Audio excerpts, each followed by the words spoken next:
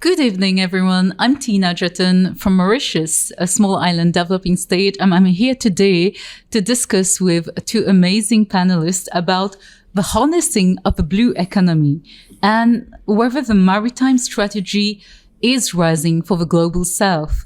So, rising global trade patterns and shifting supply chains are placing the maritime economy at the center of future growth, with Africa and the broader global south positioned to play a transformative role. Strategic investment in shipbuilding, port expansion, coastal manufacturing, fisheries, and ocean-based energy can create millions of jobs while advancing climate-resilient development. Stronger collaboration among established maritime nations such as Korea and Japan and emerging partners in Africa and India can accelerate technology transfer, skills development, and supply chain integration. And as the global south is taking more importance in this emergence of a new maritime frontier, we will now explore what this means.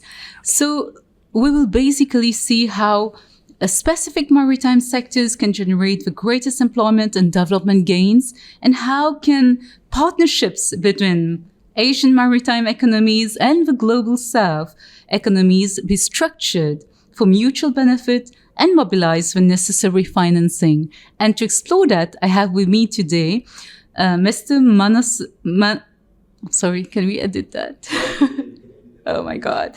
And to explore that today, we have with us Mr. Masanori Kobayashi, Senior Research Fellow at the Sasakawa Peace Foundation in Tokyo, Japan, and Her Excellency Nancy Karigitu, Advisor of the Blue Economy, Executive Office of the President of Kenya. So I will start with our friend from Japan. So based on this new maritime frontier, and when we are talking today about Japan as an established maritime, force. So how do you see the future, especially when we speak about collaboration with new emerging partners like Africa, India, and even SITS? What do you see for us? Thank you. Yeah, thank you, Tina, for introducing me and having me at these discussions. Our Sasakawa Peace Foundation, housing Ocean Policy Research Institute, have been working on sustainable blue economies. And July and August this year, we hosted the Japan-Africa Summit, and we convened eminent persons meeting on food security and sustainable blue economies. We also had President Ruto of Kenya discussing this food security, blue economies, and international partnership in Yokohama, Japan this August. So blue economy is really the policy tool to promote the ocean conservations and sustainable use, income generation, employment generations, and livelihood improvement. And we have been working with African partner countries and organizations to support like innovation and research, policy dialogues, and the stakeholder empowerment and inclusions. And we've been working, for instance, with Nelson Mandela University in Port Elizabeth in South Africa. We have been also collaborating with the government of Kenya and the Kenyan Marine Research Institute to support the organization of our ocean conference. That will be the 11th our ocean conference that the Kenyan government will host June next year. So we really emphasize the sustainable economies as a way to forge marine ecosystem management and also climate change adaptation in ocean and fishery sector, and then support local economic development through sustainable use of marine resources such as fisheries and aquaculture and marine tourisms. And we really hope that Japan, being as one of the ocean state, will really promote collaboration across the countries in Indo-Pacific, including India, and also Seychelles, Mauritius, and the east coast of African countries. And that the way we really hope to build a partnership with African countries. Thank you for this positive hope. And Her Excellency, how do you see, where does Africa stand in this, and especially Kenya? And I have a second question for you, which, if you allow me, I want to ask at the forefront. In the creation of job in this sector, which we see as an emerging pillar, when we're talking about gender equality, where do you see and what do you see is being done to decrease the gender gap and encourage, for instance, young girls to join the maritime shipping sector? Thank you. Thank you so much for that loaded and weighty question. Let me start by saying that Africa is at the cusp of exploiting and gaining from her blue economy. But of course, like we have heard from the panelists earlier this afternoon, it cannot happen without very deliberate and intentional frameworks of collaboration, not just within Africa itself, but also with other nations like Japan. And I'm glad to hear my fellow panelists say that we are already collaborating as Kenya with Japan, particularly with this institution, in setting up the first Our Oceans Conference on African soil. And we're looking forward to gaining as much as we can from that interaction and collaboration and bringing the world together. If I can interrupt, when is that happening? So this June. June 2026. Oh, something to watch for. Yes. Yeah. So we're looking forward to creating the platform for collaboration as, in Kenya through that conference and leveraging on technology and maybe even funds and, collaboration to lift the blue economy for Africa. Now, to come to the second part of your question about jobs, we know that the blue economy, properly exploited, and of course within the framework of the United Nations interpretation of, what it stands for in terms of creating resilience and sustainability, can produce millions of jobs, which is not something to be taken for granted when we think about Africa being the youngest continent with 65% of our population being the youth. This presents the biggest, I would say, opportunity to be able to help those young people realize economic fulfillment for themselves. Then I would say that based on the infrastructure that is already in place, the best or the most high yield areas of the blue economy that can produce massive jobs, first of all, is the ports, the logistics sector. That is very, very important because, as we know, shipping and logistics supports 80% of global trade. And for Africa, even more than that. Over 90% of our goods or of our international trade is carried on ships. And that begins to speak to us in terms of seeking jobs for our people. And we see that the industry can produce jobs at all levels of skilling. It could be at the, if you think of a factory, the floor of the factory, the low skilled, the medium skilled, and the highly skilled workers. And those are jobs that our young people can be prepared for. And that is not only good for the jobs for the young people, but also in terms of GDP for the country. We know that the maritime sector with such high yield of jobs can help the country's balance in trade and such. And particularly now with the upcoming transition, green transition, especially in the maritime sector, speaking of the ports themselves and the ships themselves, there is great opportunity to leverage in the creation of green fuels, circular blue economy, upskilling the young people, creating opportunities to ensure that when the ships come carrying our international trade, they find us ready. Leveraging again on the huge capacity that we have as Africa for resources in green fuel, when you think of the solar, the wind energy, the hydrography, all those are, opportunities. Then we also have opportunities in fisheries and aquaculture, and being able to give our young people the capacity and the knowledge and, the possibility of them to go into fisheries, sustainable fisheries. That also presents a very big area of job creation, not to mention aquaculture also, so that for those who are not going into the sea, then they can near a shore, seaweed farming for the women.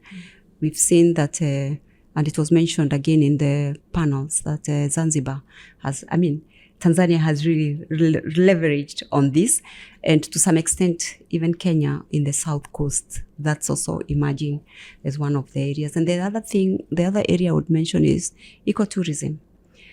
That can create, using our biodiversity of a certain area, it can also yield jobs for the young people, and also incentivize conservation when they are working, protecting the corals, and also the areas like marine parks. So I would say that those are the key, the immediate areas that come for intensive job creation, and we are very well placed to take advantage of that. Now, you mentioned something about the gender, and I think it's appropriate to mention that the maritime industry has been very slow globally. It's not just in Africa, but it's been very slow in the push to realize SDG 5 on gender equity. When you think that, figures are showing, or statistics are showing that only 1% are women, and most of these women are to be found in, or only 1% of the workers generally in the maritime sector in well-paid jobs, I would say, are women. And when you think about the fact that seafaring, for example, one of the highest yielding, well-paying jobs, the women there work in hospitality. We've got a lot of catching up to do. And we need to demolish the stereotypes that have held us back, that this is a man's job. And saying this, I want to cite an example that happened recently back home in Kenya, but which could have happened anywhere in Africa, because I went to speak at a school ceremony when they were celebrating 30 years since the school was established. And I looked at the figures and the data that they had, and they had fairly well-performing history, and therefore they had contributed into the job market, doctors, accountants, teachers, all manner of professions. But then I noted, and I asked them, where are the maritime professionals from this school? Not one single one in the last 30 years. It was 30 years. 30 years. Oh. And I challenged them then that there are so many jobs that our girls can do, because it's a school with both male and female, a mixed school.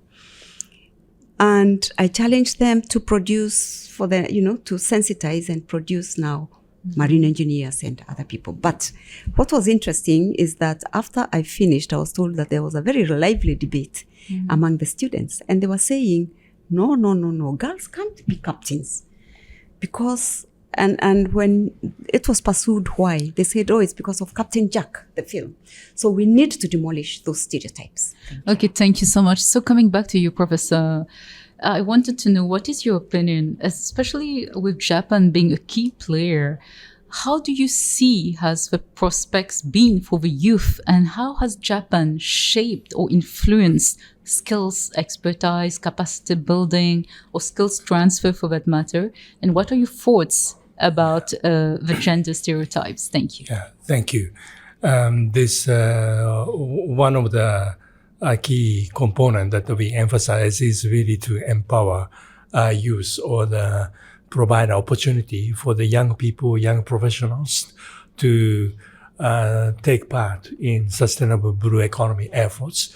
And in that respect, we've been collaborating with like Nelson Mandela University or University of Philippines in designing a leadership development program for sustainable blue economies. Students with a science, natural science background, they don't know much about economics or project management or finance or rules, laws and regulations. And the social science background students, they don't know much about ecologies or biologies. They're all very essential to design a business model that can contribute to the sustainable blue economies. So in that respect, we've been discussing about how we can really design intensive, short-term, but pragmatic and interdisciplinary leadership development programs for the young people to quickly acquire knowledge and skills required to promote sustainable blue economies. And we try to link it with designing of startup support programs so that young students and professionals, after acquiring knowledge and skills, they can also find access to the financial support. So basically, if I get it right, it's instead of them, the youth becoming job seekers, they become job creators by being embedded with the empowerment of being entrepreneurs with the skills and expertise. Exactly. So we really have to support innovation, social collaborations where our office, Sasaka Peace Foundation, is trying to support such endeavors in partnership with African countries and stakeholder organizations. Okay, thank you. So if you had to conclude in just 30 seconds, what would it be, your concluding note? I think I would say that taking up from what my fellow panelists have said is that catching them young has to be deliberate and intentional. Creating the awareness in them at an early age of these careers, because then they grew up better prepared. For example, taking STEM subjects at the right time so that when they come to choosing careers, they don't look back and say, oh, I wish I had taken math, science, and then I would have been able to take maritime courses. Thank you. I'll just interrupt here because I also think apart from also sensitizing and teaching and generating awareness about it, like STEM, which I perfectly agree. I think education is also key because education is not just formal, but it starts informally from the houses. That's how we can break the stereotypes. For instance, that, maritime job prospects are not for girls or for women. Yeah. So that's where I think we need more efforts. What are your thoughts about it? Yeah, so we have to link people, market, finance, and inclusion. I think inclusion is the word, right? Yeah. Yes. And try to engage them in sustainable blue economy efforts. That's the way we see the potential for the Africans' growth and sustainable development. Okay. So thank you very much for this very interesting conversation and stay tuned for the upcoming conference next year. Thank you. Thank you. Welcome everyone to Kenya for our Oceans Conference in June next year. Thank you. Thank you.